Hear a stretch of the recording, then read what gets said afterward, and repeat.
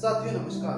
साथियों एक कहानी है। साथियों एक पति पत्नी थे और गरीब परिवार से थे और एक गांव में रहते थे। साथियों बड़े मस्ती के साथ में जीवन अच्छे से कट रहा था साथियों। लेकिन उनके घर में एक परेशानी थी साथियों, उनकी कोई संतान नहीं थी साथियों। तो एक दिन वो घास काट रहे थे, जंगल में घास काट रहे थे। काटते काटते क्या हुआ साथियों, उसी रास्ते पे नारद जी निकल रहे थे।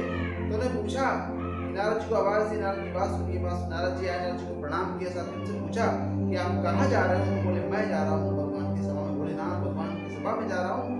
बोले भगवान की सभा में जा रहा हूँ। तो बोले मेरे एक सवाल का जवाब आप पूछ के आना साथियों। अब वो जाते हैं, सवाल का जवाब बोले पूछ आएंगे। बोले 2 से 3 दिन बाद हम आ पाएंगे। अब वो भगवान की सभा में पहुंच जाते हैं। सभा चलती, सारे सवाल रखे जाते हैं। उसके बाद सभा समाप्त हो जाती है। उसके बाद जाके नारद जी से पूछते हैं भोलेनाथ से, भोलेनाथ एक भक्त ने सवाल पूछा है साथियों, इंसान ने, वो बता दीजिए। बोले पूछिए क्या सवाल पूछा है? उन्होंने पूछा है कि हमारी शादी को लगभग 10 साल हो चुके हैं लेकिन कोई संतान नहीं है साथियों। बताइए कि संतान होगी भी या नहीं होगी साथियों। क्या होता है, भोलेनाथ उसकी जन्म कुंडली खोलते हैं, नाम बताता है। जैसे जन्म कुंडली खोलते देखते हैं उसके 7 जन्म तक बोले कोई औलाद नहीं होगी साथियों इसके।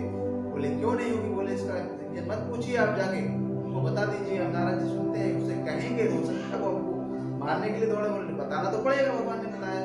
अगले 2-3 दिन वो जाते तो उसी रास्ते को व्यक्ति मिल जाता है साथी, घास काटते हुए। पूछता हाँ नारद जी, आप हमारी जब सवाल का जवाब पूछ के आए उत्तर। बोले आप पूछ रहा है, बिल्कुल बताइए।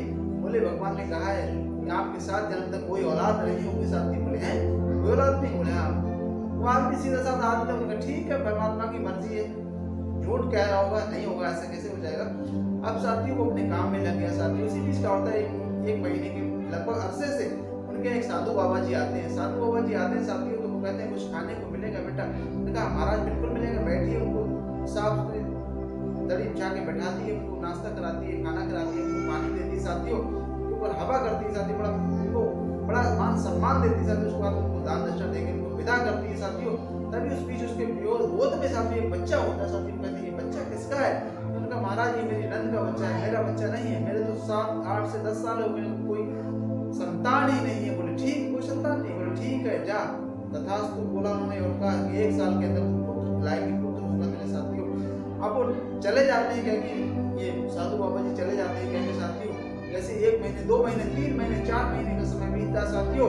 पत्नी उनकी प्रेग्नेंट हो जाती है और 9 से 10 महीने के बाद साथियों बेटे को जन्म देती है साथियों। और वही व्यक्ति से नारद जी कहते हैं कि आपके तो 7 जन्म तक कोई औलाद नहीं होगी। अब साथियों वही उसी जगह पर घास काट रहा था साथियों, अगले उसी रास्ते पर। और नारद जी वहां से निकल रहे थे। नारद जी को आवाज लगाई, नारद जी बात सुनिए साथियों। अब नारद जी जाते हैं वहां सुनने। बोले हाँ बताइए जी सर। बोले आपने तो कहा था 7 जन्म तक की औलाद नहीं हुई साथियों, 1 साल नहीं बीता, मेरी पत्नी के पुत्र का जन्म हुआ है, पुत्र पैदा हुआ साथियों।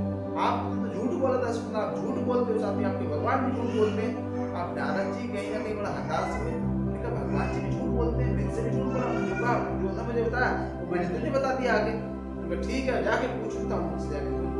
भगवान के दरबार में पहुंचते हैं, सभा समाप्त होती है। पूछते हैं हम परमात्मा है भोलेनाथ, आप ये बताइए, आपने तो कहा था कि 7 जन्म तक कोई औलाद नहीं है उसकी, लेकिन उसके तो बीबी के 1 साल के अंदर पुत्र का जन्म हुआ है साथियों, आप भी झूठ बोलते हैं। बोले वास्तव में रियल है साथियों, उसके 7 जन्म तक कोई औलाद नहीं होगी, लेकिन उसका कारण है, रीजन है, बोले वो बताता हूँ मैं आपको। बोले उनके आपसे एक 7-8 महीने पहले साधु बाबा गए थे साथियों, उन्होंने उसका मान सम्मान किया, खाना खिलाया, उसको दान दक्षिणा दी साथियों, उसको विदा किया साथियों। उन्होंने अपना वचन दे दिया कि जा 1 साल के अंदर पुत्र खिलाएगी, तेरे गोद में पुत्र होगा साथियों। तो उस मेरा जो भक्त था साथियों, वो बहुत ही प्रिय भक्त था मेरे लिए, तो उसका वचन खाली नहीं जाएगा साथियों। उसने जो वचन दिया उस वचन को निभाने की वजह से उसको एक पुत्र प्राप्त होती। वास्तव में उसको 7 जन्म तक प्राप्त नहीं होता। उस साधु बाबा की वजह से आपको कहा भी गया है कि पता नहीं किस रूप में तुमको नारायण मिल जाएगा, निर्मल मन के दर्पण में तुम राम का दर्शन पाएगा। पता नहीं किस रूप में तुमको नारायण मिल जाएगा, निर्मल मन के दर्पण में तू राम का दर्शन पाएगा। तो कहा गया साथियों कि आप जब भी निस्वार्थ भाव से सेवा करते कहते हैं कि पूरे संसार को कहीं ना कहीं आप निस्वार्थ भाव से सेवा करते थे, पूरा यूनिवर्स, पूरा ब्रह्मांड, पूरी कायनात साथियों आपको सपोर्ट करती है, वो देती है साथियों। प्रकृति का काम है, अगर आप अच्छाई के विचार, अच्छे विचारों को आप बिखेरते जाते हैं तो आप तक अच्छे ही विचार लौट के आएंगे, अच्छे विचारों की फसल कटेगी साथियों। इसी का अगर प्रकृति में अगर एक बीज डालते हो तो आपको 1000 गुना करके देती साथियों। वो है प्रकृति की पावर साथियों। तो उसने निस्वार्थ भाव से सेवा की साथियों। इसीलिए कभी साथियों कोई साधु आया उसका अनादर ना करे साथियों, क्योंकि परमात्मा के रूप में भी जब इंसान भगवान किसी की मदद करता है तो कहीं ना कहीं इंसान के रूप में उसको भेजता है साथियों। आपकी मदद कराता तो हर इंसान के अंदर कहीं ना कहीं परमात्मा का अंश है। कहा गया मैं ऋषियों मुनि का वंश हूं, परमात्मा का अंश हूं, मैं सर्वशक्तिमान हूं साथियों।